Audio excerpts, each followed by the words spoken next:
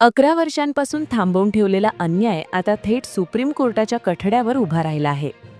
15,000 रुपयांची EPFO वेतन मर्यादा वाढणारच का, असा थेट सवाल सर्वोच्च न्यायालयाने केंद्र सरकारला विचारला आहे. 4 महिन्यांची अंतिम मुदत, कोणताही टाळाटाळीचा पर्याय नाही. जर सरकारने निर्णय घेतला नाही तर कारण सांगावेच लागणार आहे. हा निर्णय झाला तर लाखो कर्मचाऱ्यांची पेन्शन वाढू शकते आणि जर झाला नाही तर सरकारला सर्वोच्च न्यायालयासमोर उत्तर द्यावे लागेल. हा व्हिडिओ शेवटपर्यंत पहा, कारण याचा थेट परिणाम तुमच्या EPFO, EPS 95 पेन्शन आणि भविष्यावर होणार आहे. सध्या देशभरातील खासगी क्षेत्रात काम करणाऱ्या कोट्यावधी कर्मचाऱ्यांसाठी एक अत्यंत महत्त्वाची आणि निर्णायक घडामोड समोर आली आहे. कर्मचारी भविष्य निधी संघटना म्हणजेच EPFO अंतर्गत असलेल्या वेतन मर्यादेबाबत सुप्रीम कोर्टाने थेट हस्तक्षेप केला आहे. गेल्या अनेक वर्षांपासून EPFO अंतर्गत असलेली 15,000 रुपयांची वेतन मर्यादा वाढवण्यात यावी अशी मागणी कर्मचारी संघटना, सामाजिक कार्यकर्ते आणि पेन्शनधारक सातत्याने करत होते. मात्र केंद्र सरकारकडून या विषयावर कोणताही ठोस निर्णय घेतला जात नव्हता.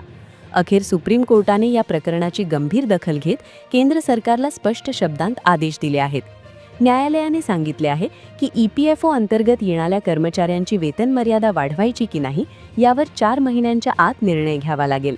यासोबतच हा निर्णय नेमका काय आहे, किती वेतन मर्यादा वाढवली जाणार आहे आणि त्याचा फायदा किती कर्मचाऱ्यांना होणार आहे याची संपूर्ण माहिती सुप्रीम कोर्टात सादर करावी लागणार आहे. हा आदेश म्हणजे केंद्र सरकारसाठी आणि EPFOसाठी एक मोठा दबाव मानला जात आहे, कारण इतक्या स्पष्ट आणि वेळबद्ध निर्देश याआधी देण्यात आलेले नव्हते. त्यामुळे आता सरकारकडे टाळाटाळ करण्याचा कोणताही पर्याय शिल्लक राहिलेला नाही. गेले 11 वर्षांचा कालावधी पाहिला तर EPFOच्या वेतन मर्यादेत कोणताही बदल झालेला नाही. ही बाब सुप्रीम कोर्टाने स्वतः नोंदवली आहे. या 11 वर्षात देशातील महागाई दरात मोठी वाढ झाली आहे. जीवनावश्यक वस्तूंचे दर, घरभाडे, शिक्षणाचा खर्च, आरोग्य खर्च हे सर्व प्रचंड वाढले आहेत. याच कालावधीत किमान वेतनातही अनेक वेळा सुधारणा करण्यात आली आहे. अनेक राज्यांमध्ये किमान वेतनच 15,000 रुपयांपेक्षा अधिक झालेले आहे. प्रतिव्यक्ती उत्पन्नामध्येही लक्षणीय वाढ झाली आहे. मात्र या सर्व बदलांच्या तुलनेत EPFO अंतर्गत असलेली वेतन मर्यादा मात्र जिथेच्या तिथेच अडकलेली आहे. न्यायालयाने स्पष्टपणे म्हटले आहे की आर्थिक निर्देशक बदलत असताना सामाजिक सुरक्षा योजनांमध्ये बदल न करणे हे अन्यायकारक ठरते. EPFO ही केवळ बचत योजना नसून ती कामगारांच्या भविष्यासाठी असलेली सामाजिक सुरक्षा योजना आहे. त्यामुळे तिचे नियम काळानुसार अद्ययावत करणे गरजेचे आहे, असे निरीक्षण सुप्रीम कोर्टाने नोंदवले आहे. सध्याच्या नियमांनुसार 15,000 रुपयांपेक्षा जास्त मासिक वेतन असलेले कर्मचारी EPFO आणि EPS 95 पेन्शन योजनेच्या पूर्ण लाभांपासून वंचित राहतात. याचा अर्थ असा आहे की आज देशात लाखो कर्मचारी असे आहेत जे नियमितपणे काम करतात, कर भरतात, अर्थव्यवस्थेला हातभार लावतात, मात्र निवृत्तीनंतर त्यांना पुरेशी सामाजिक सुरक्षा मिळत नाही.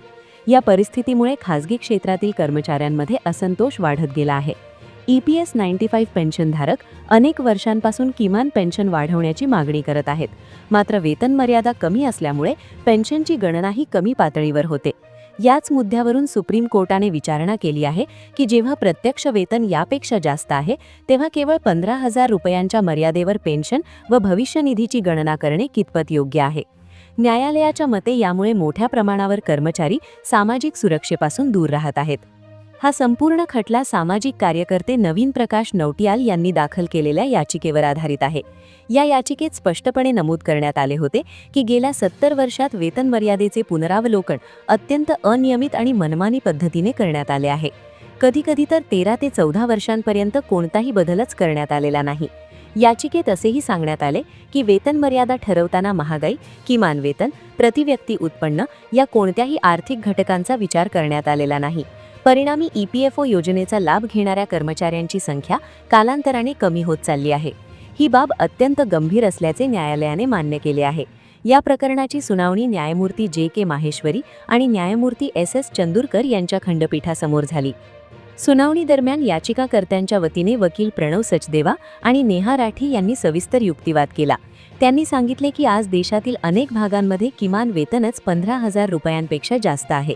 अशा परिस्थितीत EPFOची वेतन मर्यादा इतकी कमी ठेवणे म्हणजे वास्तवाशी फारकत घटल्यासारखे आहे. त्यांनी हेही स्पष्ट केले की या धोरणामुळे कोट्यावधी कर्मचारी EPFO आणि EPS 95च्या कक्षेबाहेर फेकले गेले आहेत. परिणामी त्यांना भविष्य निधी आणि पेन्शनचा पुरेसा लाभ मिळत नाही. हे सामाजिक न्यायाच्या तत्वांच्या विरोधात आहे, असा ठोस मुद्दा त्यांनी मांडला.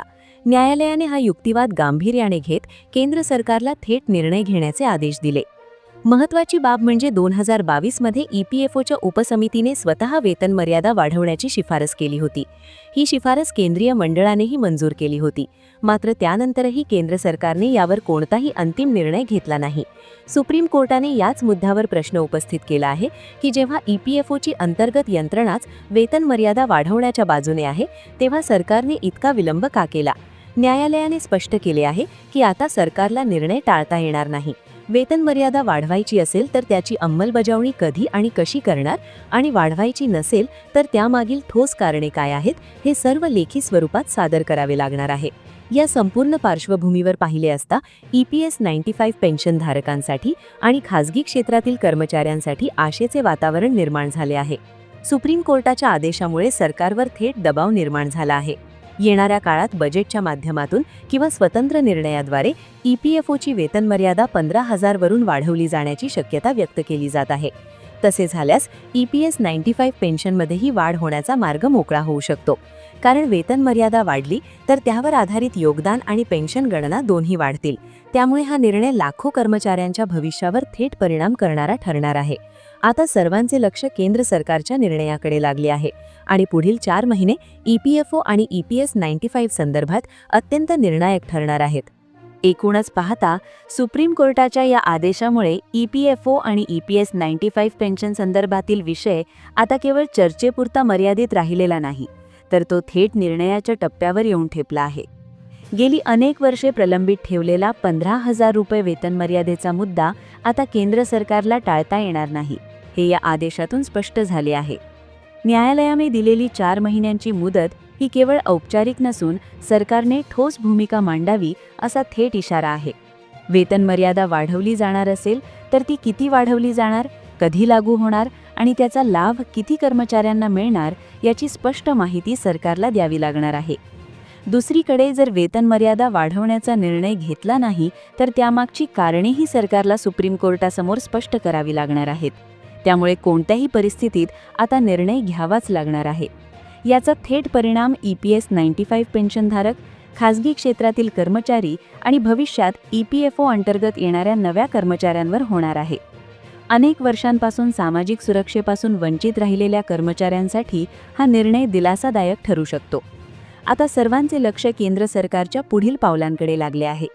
येणाऱ्या काळात बजेटमधून किंवा स्वतंत्र अधिसूचनेद्वारे EPFO वेतन मर्यादेत बदल होतो का, EPS 95 पेन्शन वाढीचा मार्ग मोकळा होतो का, याकडे देशभरातील कोट्यावधी कर्मचारी आणि पेन्शनधारक डोळे लावून पाहत आहेत.